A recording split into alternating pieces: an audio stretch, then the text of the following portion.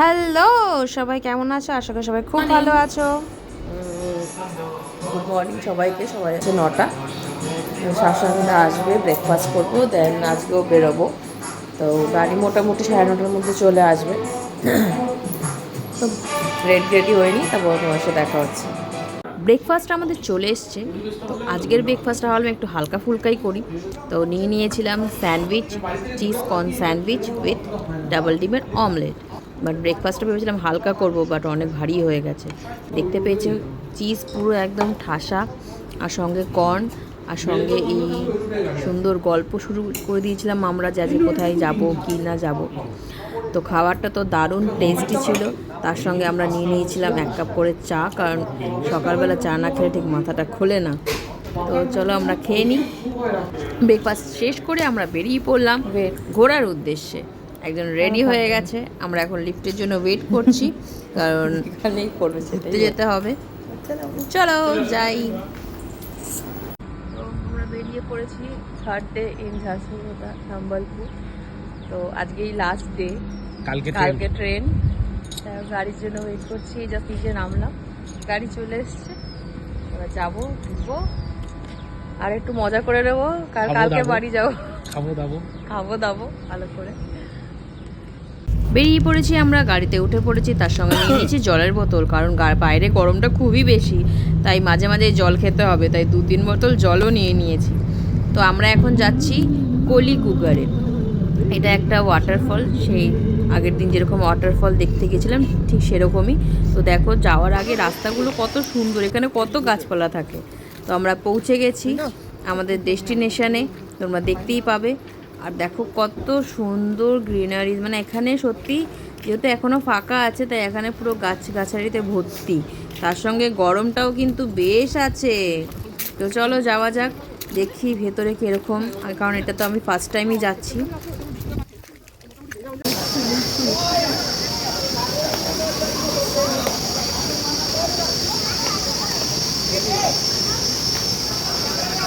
খুব সুন্দর একটা ওয়াটারফল। কালকে যেমন আমরা গেছিলাম, এখন যেমন জল ছিলই না, বাট এটাতে মোটামুটি ভালোই জল আছে, খুব সুন্দর। সবাই স্নান করছে। এই ওয়াটারফলে অনেকটাই জল ছিল, এখন এই গরমের সময় এত জল, আমি ভাবছি যখন বৃষ্টি হবে তখন কতটা জল হবে। তো এত ভালো লাগছিল জায়গাটা দেখতে, আর সঙ্গে অনেকেই স্নান করছিল, অনেকে আবার উঁচু থেকে ডাইভও মারছিল জলের মধ্যে। তো দেখো কিভাবে এই দাদাটা, তাও তো ইনি একটু কম হাইট থেকে, একজন তো সেই ওপর থেকে, বাবা আমরা তো সেই ভাবছি যে কারোর কোথাও না লেগে যায়, নিশ্চয়ই ওরা সুইমিং জানেনি, তাই জন্য কোনো প্রবলেম হবে না। বাট আমাদের এইরকম দেখে মনে হচ্ছিল একটু স্নান করে নিলে ভালো হতো, কারণ এত গরম, তাই ভাবলাম স্নান তো করা যাবে না, পাটাই ডুবিয়ে নিই। জলটা খুবই ঠান্ডা ছিল, ওয়েদারটা গরম হয়েছে তো কি হয়েছে, বাট জলটা ঠান্ডাই। আর এখানে পাথরে পা রাখছি তো পুরো পাটা যেন পুড়ে যাচ্ছে, ওই জন্য আবার একটুখানি চলে গেলাম জলে। এখানে দেখো সিনারিটা কত সুন্দর লাগছে, উফ আমার তো খুব ভালো লেগেছে। তো তোমরা যদি এখানে আসো, কিংবা যদি তোমরা সম্বলপুর কোনো সময় ঘুরতে এসে থাকো, তো এখানে অবশ্যই তোমরা একবার ভিজিট করো। জায়গাটা খুব সুন্দর, প্রচুর জল ছিল, সবাই অনেকেই স্নান করছে, ডাইভিং করছে উপর থেকে, দারুণ। এখন গাড়ির কাছে যাই, আবার একটা মন্দির দেখতে যাব, তো সেখানে যাই। চলো। এই গরমের দিনে তোমাদের কার কার ভালো লাগে এরকম আইসক্রিম খেতে? সেই বরফের রং দেওয়া আইসক্রিম, দেখলাম জিপটা রং হয়ে গেছে কিনা অরেঞ্জ কালারের। তো আমরা আইসক্রিম খেয়ে আবার উঠে পড়েছি গাড়িতে, আবার যাচ্ছে একটা মন্দির দর্শনের জন্য। তো সঙ্গে চলছিল কিছু গান, যেগুলো শোনার সাথে সাথে টাইমটাও পাস হয়ে যাচ্ছিল। এখন আমরা পৌঁছে গেলাম রামচণ্ডী মন্দিরে। এই মন্দিরটা অনেকটা নিচে, তো অনেকটা সিঁড়ি ভেঙে আমাদের নিচে যেতে হবে। এত জায়গাটা এত সুন্দর, খুবই সুন্দর জায়গাটা। আর এখানে একটা মজার জিনিস, জায়গায় জায়গায় এরকম জিমে সরঞ্জাম বেশ রাখা, মানে তারপরে অনেক কিছু আছে। এই গরমের মধ্যে তো অবশ্যই এগুলো ইউজ করা মানে ছেড়েই দাও। নিশ্চয়ই যারা শীতকালে হয়তো অনেকে আসে, এবং বাচ্চাদের প্লেগ্রাউন্ড টাইপেরও আছে, খুব সুন্দর।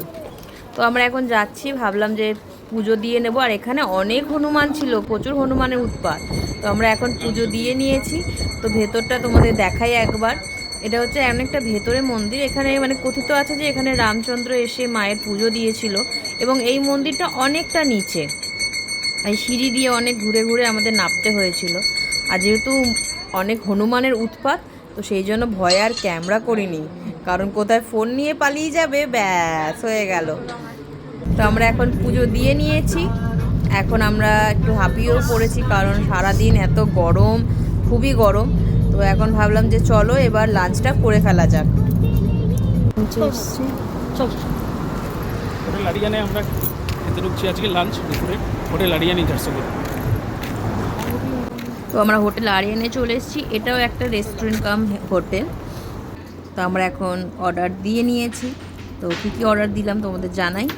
আমরা দিয়েছি লাইম সোডা, সাথে ছিল মিক্স স্যালাড, আর ছিল মশালা কুলচা, ডাল মাখানি, একটা মিক্স ভেজ, মালাই পনির, আর সাথে ছিল মাটন রোগান জোশ, আর একটা ছিল ভেজ ফ্রাইড রাইস।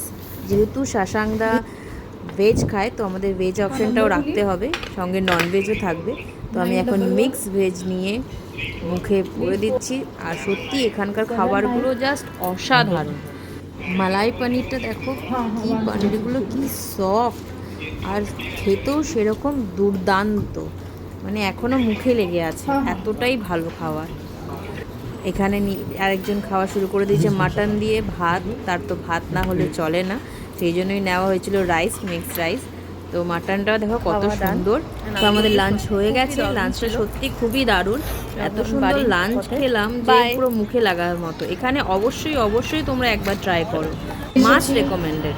বাড়িতে গেস্ট হাউসে ফ্রেশ হয়ে নিই, চুলের অবস্থা প্রচুর খারাপ।